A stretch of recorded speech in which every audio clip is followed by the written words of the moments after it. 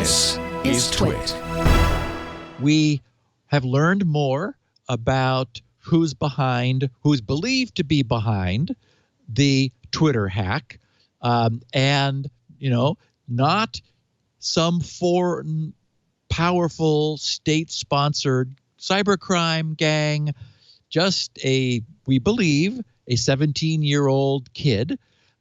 His name is all over the tech press. I heard you not wanting to say it on MacBreak, Leo. So, but I do have it in the show notes.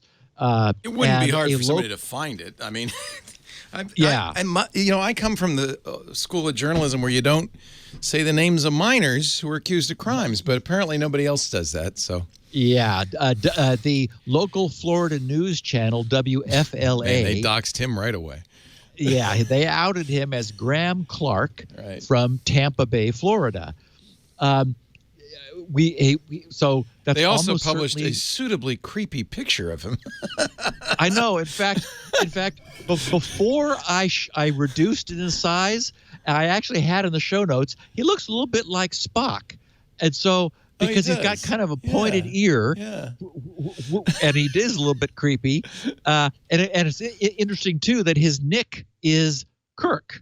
So, maybe he does have pointy ears. And people thought, you look a little Spock-like. Anyway, the sad thing is this guy's life is now seriously spocked up. He's been charged with 30 felonies relating to computer communications and organized fraud for scamming hundreds of people using compromised account. According to a press release from Hillsborough State Attorney Andrew Warren's office, this guy, Graham Clark, we believe, now faces 30 felony charges. So we have one count of organized fraud involving more than $50,000. 17 counts of communications fraud of over $300, one count of fraudulent use of personal information for an amount over $100,000 or 30 or more victims, 10 counts of fraudulent use of personal information, and one count of access to computer or electronic devices without authority, and scheming to defraud. So in total, 30 counts of felony charges. All of those are felonies. So, I mean, I do feel like, unfortunately, there's a sort of a bit of like overreaction. I mean, I get it that this was not good, and certainly the law enforcement wants to send a message like, don't do this, even if you can.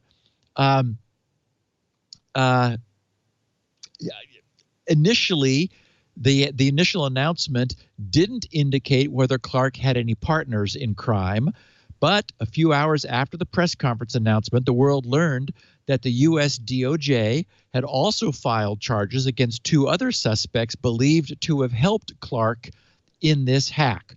The first of those was identified as Mason Shepard, who's known as Cheywan, 19 years old, living in Bognor Regis in the UK. And the other is identified as Nima Fazeli, also known as Rolex, a 22-year-old residing in Orlando, Florida. The U.S. Attorney Anderson said, there is a false belief within the criminal hacker community that attacks like the Twitter hack can be perpetrated anonymously and without consequence. Today's charging announcement demonstrates, thus I think an example is being made, that the elation of nefarious hacking into a secure environment for fun or profit will be short-lived. Criminal conduct over the internet may feel stealthy to the people who perpetrate it, but there is nothing stealthy about it. In particular, he said, I want to say to would-be offenders, break the law and we will find you. Oh, please. So this is exactly the kind of thing hackers go, ha. Yeah, thumb their nose. Yeah, that's going to really scare me. I remember when I was a teenager. Yeah, and in fact, Leo, I was always a good kid, but to be 17 Yeah, and have do dumb this things. crazy Yeah. network in front of me. Yeah.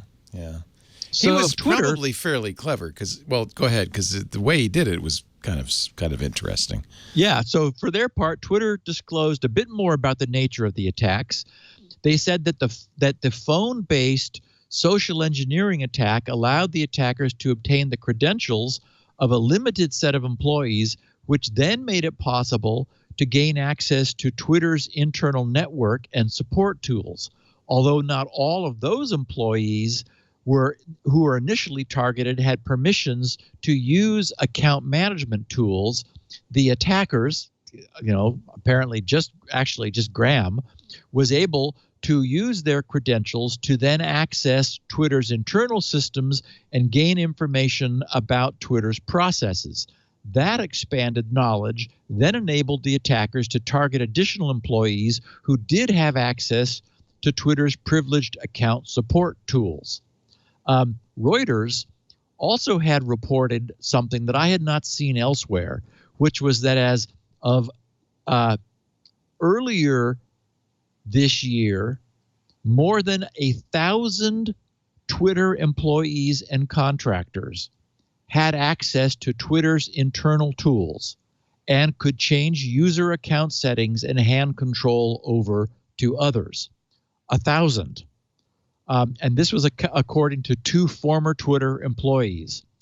Well, as we know, such widespread access makes it difficult, if not impossible, to defend against the sort of hacking that occurred. So I did see some discus conversations. Discord conversations. I read everything I could find, and ZDNet provided the most detail about the hack, including those, as I said, some Discord chat logs where Graham is seen soliciting the participation of the other 2. He claims to work for Twitter and then offers to prove it by modifying their Twitter accounts. He also provided his Bitcoin address. And Leo, I heard you mention on MacBreak Weekly the rather head-slapping fact that he provided his driver's license. You have to at Coinbase to set up an account. Yes. Yeah. And so he sold them access to some high-value Twitter accounts such as @XX, @Dark, @Vampire, and @Drug. Anyway, the link with all the details is in the show notes for anyone who's interested. So my take on this is that it's another example of what you might call managerial inertia. And it was kind of natural. Let's remember that when Twitter was born, it wasn't initially taken very seriously.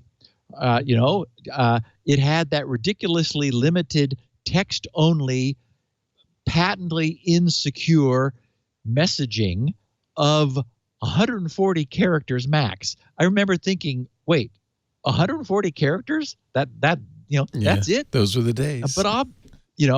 But obviously over time, Twitter's importance has grown dramatically. As we know, heads of industry and state use Twitter to reach their followers, including, of course, our U.S. president, who uses it to directly reach each one of his 84.5 million followers multiple times per day.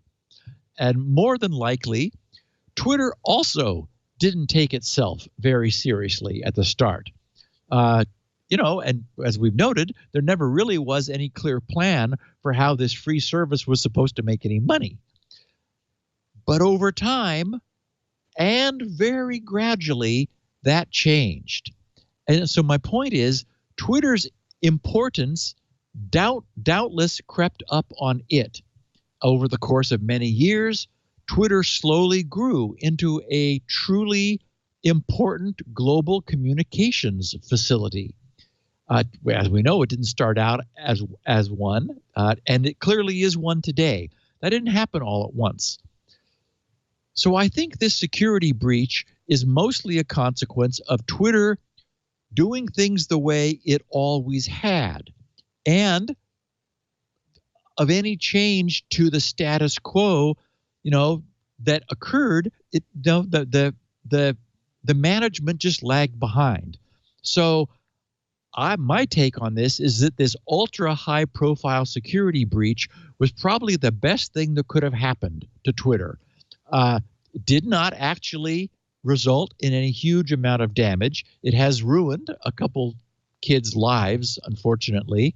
It'll be interesting to see what the sentencing is once this works its way through the courts.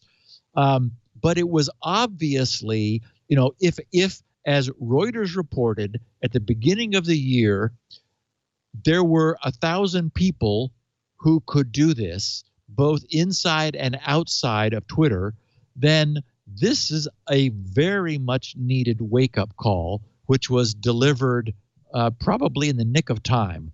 We've got a very high-profile election coming up here in 3 months. We need the internet to not betray the interests of the U.S. Electorate. So I'm glad this happened, frankly, because it's clear that Twitter needs to get their act together. That they haven't been taking themselves as seriously as they need to. So, and again, it's too bad for these young people.